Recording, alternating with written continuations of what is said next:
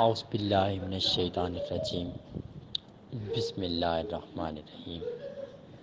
اللہ کریم کے مقدس اور بابرکت نام سے شروع، جو بڑا مہربان نہایت رحم والا ہے، خالق ہے جہان کا، مالک ہے جہان کا، ہر چیز کو بنانے والا ہے، ہر چیز پر اپنی کارسازی رکھنے والا ہے۔ دعا ہے اس کریم ذات سے ہم سب کی حاضری اپنی بارگاہ میں قبول و منظور فرمائے، ہم سب کو بہت سارا اجر عظیم عطا فرمائے، ہم سب کے تمام صغیرہ کبیرہ گناہ معاف فرمائے، ہم سب کے تمام راستے آسان فرمائے، جو جو ارادے ہیں، جو جو امیدیں ہیں، کریم رب اپنی رحم و کرم سے پوری فرمائے، زندگی کے ہر مقصد کو آسان فرمائے، زندگی کے ہر منظر کو آسان فرمائے، خاص رحمتیں اور برکتیں نازل فرمائے، خاص امیدیں، خاص حاجات پوری فرمائے، آمین یا رب العالمین۔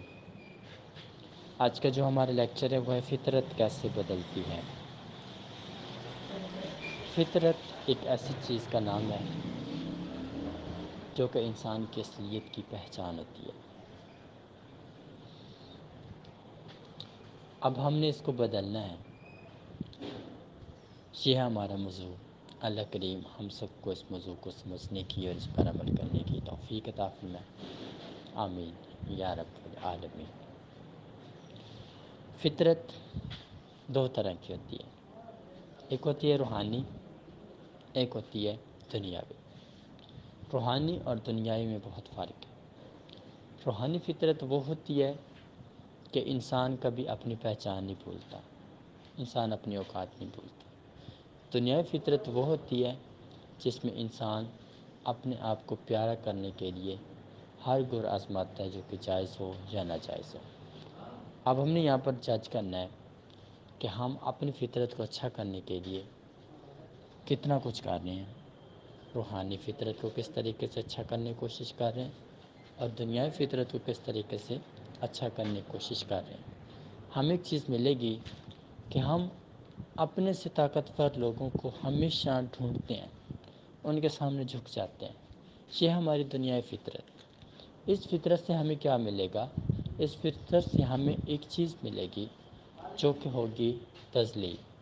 تذلیل ایک ایسی چیز ہے جس کے اندر وہ بندہ آپ کے دل کے ساتھ دل تو ملائے گا، آپ کی بات کے ساتھ بات تو ملائے گا، مگر وہ آپ کا مفاد نہیں چاہ رہا ہوگا، اور آپ اس سوچ کے اندر پاگل ہو جائیں گے کہ وہ بندہ آپ کے ساتھ ہے، مخلص ہے، آپ کے لیے بہتر سوچتا ہے، بہتر چل رہا ہے۔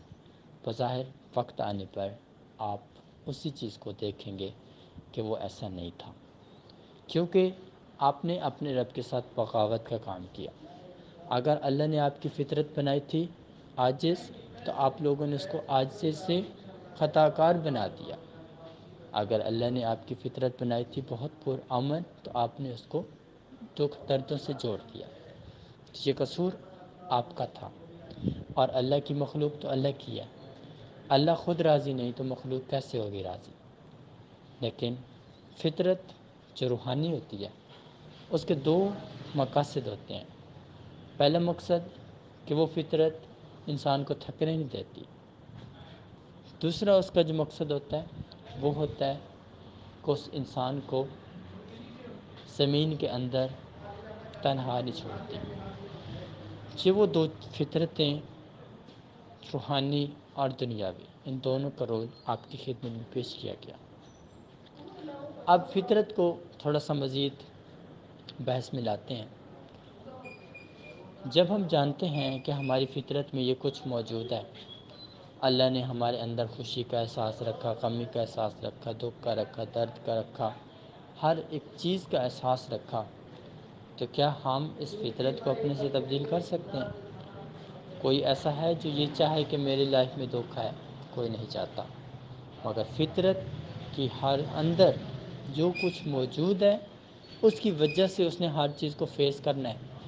اب وہ سمجھے کہ میں بھاگ جاؤں گا، میں فیس نہیں کروں گا، تو فیس اس کو کرنا پڑے گا، وہ بھاگ نہیں سکتا، کیونکہ اس نے اپنی فطرت کو سمجھا نہیں۔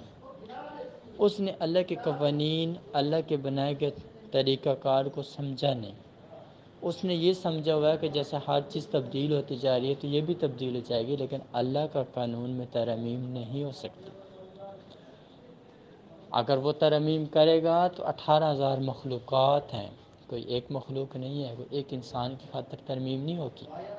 اور اللہ کبھی بھی اپنے قانون میں ترمیم نہیں کرتا۔ اللہ کی شان کو یہ لائق نہیں کہ وہ کسی کو بڑا کر دے اور کسی کو چھوٹا کر دے۔ ہمیشہ اللہ عاجز اور انکسار لوگوں کو پسند کرتا ہے، اور گناہگار لوگ اگر محسوس کریں اپنے رب کی رحمت کا احساس ان کو ہو، احترام ہو، تو وہ بھی کامیاب ہو سکتے ہیں۔ اور اگر ایسی اسٹیٹمنٹ نہیں بنتی تو بہت زیادہ مشکلات آ جاتی ہیں۔ اب بات فطرت کی چل رہی ہے۔ جب ہم جانتے ہیں کہ ہماری فطرت کے اندر یہ ساری چیزیں موجود ہیں، تو پھر ہم کس چیز کی اپنے اندر بڑا پن ڈالتے ہیں؟ ہم بڑے ہیں، بڑے طاقتور ہیں، بڑے کامیاب ہیں، بڑے بہتر ہیں، بڑے انمول ہیں۔ تو یہ ساری چیزیں ہمیں ثابت کر دیتی ہیں، ہمیں واضح کر دیتی ہیں کہ ہم کون سی قسم کے لوگوں میں شمار ہیں کہ جن کو اپنی حقیقی فطرت بھول چکی ہے۔ اب اس فطرت کو بھلانے کے بعد انسان کو اللہ کریم دنیا کے 2 انعام دیتا ہے۔ بظاہر وہ سمجھ لیں کہ وہ دنیا کے اندر گمراہی کا انعام ہوتے ہیں، وہ بھی انسان اپنی محنت کے ذریعے سے پاتا ہے۔ جن کو اللہ کریم اپنی رحمت سے دیتا ہے تو وہ خود کہتے ہیں کہ ہمیں تو اس چیز کی خبر ہی نہیں تھی کہ یہ چیز بنی کیسے، یہ آئی کیسے، یہ ہوا کیسے۔ لیکن جو محنت سے دیتے ہیں ان کو اپنی محنت بڑی یاد رہتی ہے کہ میں نے اتنی محنت کی ہے، اتنی محنت کی ہے، اتنے دکھ اٹھائے ہیں۔ تو مکمل طور پر مجھے اس چیز کا احساس ہے کہ میں نے اس چیز کو محنت کر کے لیا، تو میں اس کی قدر کروں، اس کے پیچھے دوڑوں، اب اس کو اپنا سب کچھ مانوں، اس کو اپنا سب کچھ سمجھوں، اور مکمل طور پر ساری سوچیں، سارے ارادے اسی چیز کے اوپر میں قربان کرتے جاؤں۔ اب یہ ساری چیزیں اس انسان کو سمجھ نہیں آئی کہ میری محنت کس خاطر کی رہے گی اگر اللہ نے رخ پھیر لیا، میرے عمل کس خاطر کے رہیں گے اگر محبوب نے اپنی نظر ہٹا لی، میرے عمل کس خاطر کے رہیں گے اگر میں اپنی نظر میں گر گیا۔ تو یہ چیز اس کو محسوس تب ہوتی ہے جب وہ اپنے سے اوپر والے کے سامنے جاتا ہے اور پھر اس کے سامنے سر جھکا کے بیٹھتا ہے۔ اگر سمجھنے والا انسان ہو، اگر اس کے اندر عقل و شعور باقی ہو، تو اس کو یہ چیز محسوس ہوگی کہ میں اتنا نادان تو نہیں تھا جتنا میں نادان بن گیا ہوں، میں اتنا نادان نہیں تھا جتنا نادان مجھے بنا دیا گیا۔ آج اگر میں یہی منت، یہی رحمت اپنے رب سے سمیٹنے کی کوشش کرتا تو آج میں کتنا کامیاب ہو جاتا، آج میں کتنا کامیاب ہو جاتا، اور اللہ کی رحمتیں مجھے کتنا قریب سے ڈھونڈ لیتی۔ اس کی وجہ صرف یہی تھی کہ میں اپنے آپ کو کچھ بنانے کے پیچھے لگا رہا اور میرا اللہ مجھ سے دور جاتا رہا، اور مجھے سمجھ ہی نہیں آئی کہ میں کیا کر گیا ہوں اور مجھے کیا کرنا تھا۔ پھر جب یہ اسٹیٹمنٹ، جب یہ نظام زندگی میں آ پڑتا ہے تو پھر اس کے بعد انسان بھاگ تو نہیں سکتا، وہ جتنی بھی کوشش کر لے، پھر اس کی زندگی کا نصب العین اس کو اس طریقے سے یرغمال بناتا ہے کہ وہ انسان جتنی کوشش کر لے اللہ کی طرف آنے کی وہ نہیں آ پاتا۔ فطرت جیسے تبدیل ہوئی، انسان کا سب کچھ ختم۔ اب ہم لوگوں کو یہاں پر دیکھنا ہے کہ ہماری جو فطرت ہے وہ کس حساب کی ہے۔ اس فطرت کے اندر ہمیں اپنے رب کی نعمتوں کا احساس ہے، اس فطرت کے اندر ہمیں اپنی مرنے کا احساس ہے، اس فطرت کے اندر ہمارے دل کو اپنے رب کی یاد ہے، اس فطرت کے اندر ہماری آنکھوں کو اپنے محبوب مصطفیٰ صلی اللہ علیہ وآلہ وسلم کو دیکھنے کی چاہت ہے یا نہیں ہے۔ یہ ساری چیزیں ہم نے دیکھنی ہیں کہ ہماری فطرت ہمیں کیا بنا چکی ہے اور ہمیں کیا بننا چاہیے تھا، کیونکہ وقت بہت تھوڑا ہے۔ جب ہم بھلائی کے راستے پر چلیں گے وقت کم ہو جائے گا، برائی کے راستے پر چلیں گے وقت بڑھتا جائے گا۔ بندہ برائی کرنے والا اتنی جلدی تو نہیں مرتا، لیکن جب مرتا ہے تو پھر بہت بڑی مثال چھوڑ کے جاتا ہے، جس کو ہم کہتے ہیں عبرتناک انجام۔ اور جب ایک نیکوکار منگتا ہے تو ہمیشہ اس کی کسی کو خبر بھی نہیں ہوتی اور وہ جہاں فانی سے کوچ کر جاتا ہے، اور کوئی اس چیز کو تسلیم کرنے کو گوارا نہیں کرتا کہ یہ بندہ ابھی ہم نے اس کو اس موڑ پر دیکھا، ابھی ہم نے اس کو اس جگہ پہ دیکھا، اور یہ ایک پل کے اندر کیسی جہاں فانی سے کوچ کر گیا۔ تو یہ اللہ اپنے نیکوکار لوگوں کو انعام دیتا ہے کہ ان کی موت بھی اتنی انمول ہوتی ہے کہ کوئی بندہ سوچ بھی نہیں سکتا کہ ان کی کیسی موت ہوگی۔ اور کچھ ایسے بھی ہوتے ہیں جن کے مرنے کے بعد جہان خوش ہوتا ہے۔ تو ہمیں اپنی فطرت نے ہی سب کچھ بنایا ہے۔ جب ہم نے اپنی فطرت سے پھرے ہیں تو ہم سب کچھ دے گئے ہیں، سب کچھ بھول بیٹھے ہیں، سب کچھ اجاڑ بیٹھے ہیں، اور اگر ہم اپنی فطرت سے نہ پھرتے تو آج ہمارے پاس سب کچھ ہوتا۔ سب سے بڑی وجہ یہی ہے کہ ہم لوگ اتنے نادان ہیں کہ ہم لوگوں کے دلوں کے اوپر ایک ایسا غلاف چڑھ گیا ہے کہ ہم اس غلاف کو جتنا بھی اتارنے کی کوشش کر لیں وہ غلاف نہیں اتر سکتا۔ وجہ ہم لوگوں کے اندر دین اسلام کی چاہت تو ختم ہوئی، اس کے ساتھ ساتھ ہم اپنی انسانیت، اپنی حقیقت کو بھی بھول گئے، اور جب اپنی حقیقت ہی بھول گئے تو پھر دین اسلام ہو یا نہ ہو اس سے کیا فرق پڑنا ہے۔